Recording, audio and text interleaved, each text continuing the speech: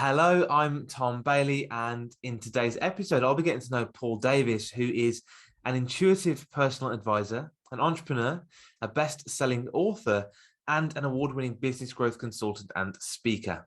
So, Paul, hello, and a very warm welcome to today's episode. Hi, Tom. Good to be here. Thanks very much for coming along. And just out of interest for the listeners, whereabouts are you in the world right now? I'm based in Dublin, in Ireland. So, quite a different place. Yeah, excellent. Thank you very much for sharing. I love Ireland and Dublin. I'm just to share a little bit more about you as well before we do get started. So Paul has worked with countless business leaders from around the world and across all sectors. His clients regularly refer to him as a game changer, and he empowers his clients to achieve extraordinary results, both personally and professionally. The title for today's episode is How to Find Your Life's Purpose, and Paul's going to show us how to do that in just 7 minutes. So question one today is, who are your ideal clients? Primarily, they're independent professional service providers. So they're business owners, they're typically consultants, but they would generally operate independently. Running small, medium-sized business owners, but I'm working with the business owners within those companies. Great. And I guess you probably see some trends when you work with them. So do you see any big challenges that tend to come up when you work with these people? The executives that come to me and the business owners that come to me, Tom, is they find that they've either lost their drive or their motivation, or some people use the term, I've lost my mojo. Yes. They're not enjoying the work that they're doing anymore. So they've qualified in whatever discipline or whatever profession that they qualified in, whether it be an architect or an accountant or an engineer or whatever. They get to the point in their life whereby, actually, what am I doing this for? And they've just lost that motivation for the business that they're doing. That's the biggest challenge that they have. Got it. And I guess when you do lose your mojo, it might sound an obvious question, but what impact can that have on either them or their business? It's huge. You actually don't realize it until you get to talk to these people, because what they have is they have a lack of clarity. They're not really too sure about what direction they're going in. They can't focus either themselves or their business. So not only does it impact the business from a profitability and a turnover perspective, because if they don't have the motivation for the business, well, then they're not going to drive the business forward. But equally, it trickles into their own personal life, their own personal health, their own mental well-being, and also relationships as well.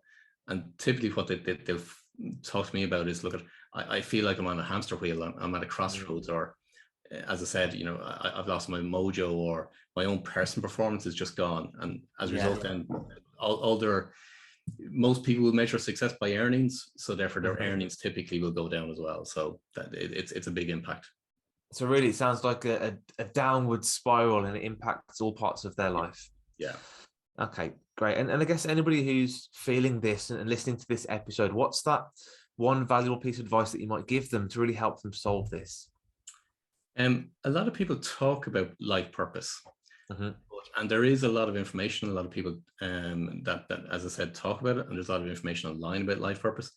But because of what I've been able to do since I was a kid, hence the reason why I'm intuitive, a lot of what's out there online and what people talk about in relation to life purpose is actually incorrect.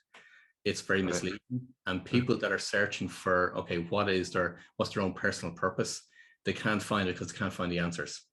So what I've done is, how I work with my clients, I'm bringing them through a methodology that I've developed over many, many years, but I'm also using my intuitive side in order to guide them, because what I get is, from an intuitive perspective, what is it that they're supposed to be doing? What is their personal purpose? What's their unique purpose for them? Because I get the imagery and I get the knowings for those individuals. So if to find out what your own personal purpose is, from my perspective, it's made of 4 different elements. There's what I refer to as your genius drivers. That's what's going to bring you joy, fulfillment. It's what motivates you. It's basically part of, not fully, but it's part of what gets you jumping out of bed in the morning. That's your genius drivers. And if you can imagine your drivers are innate within yourself. It's unique and it's unconscious, but it activates your genius intelligence within yourself. So that's one aspect. People talk about why and find your why, but it's actually incorrect. And I could talk on length about this, but anyway, but apart from that, So what I call is your genius inspiration. Okay. And that's again, it's unique to an individual. You can't find it from a conscious perspective. It's all at an unconscious level. And again, hence the reason why I work on the intuitive side of things. And then what I've also identified is there are 10 different roles, what I call genius roles. And an individual will play one of those roles, but also there's a shadow side to each role. And that's where self-sabotage comes about. Yeah. When you know your genius role, because that's how you're to deliver on your mission, which kicks into the next piece, which is the fourth piece, which is your genius quest. And that's your what. Nice. And that's the mission that you're to fulfill in this lifetime. It's what you pursue your whole life in order to actually fulfill. But because each one of those elements are on an unconscious level, people don't know. And hence the reason why they constantly search for what's going to give me meaning and fulfillment, and what am I here for to do, and what's my purpose. Got it. And I guess through having that conversation with you or following your process, you will derive these 4 pillars out of them. Yeah. Exactly what I do. Yeah. Fantastic. Okay. And I guess if anyone is interested or wants to find out more about this, do you have a resource, a guide, or somewhere you can point people to take a look at that next step? Yeah, there's a few different ways. One is, okay, they could go to my website, which is paulwilliamdavis.com.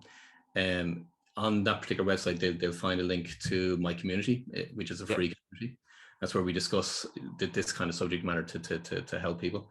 Second of all, there are resources on my website, whether it be a masterclass or whether it be an ebook that they can download. And again, it will guide them in relation to what they need to do.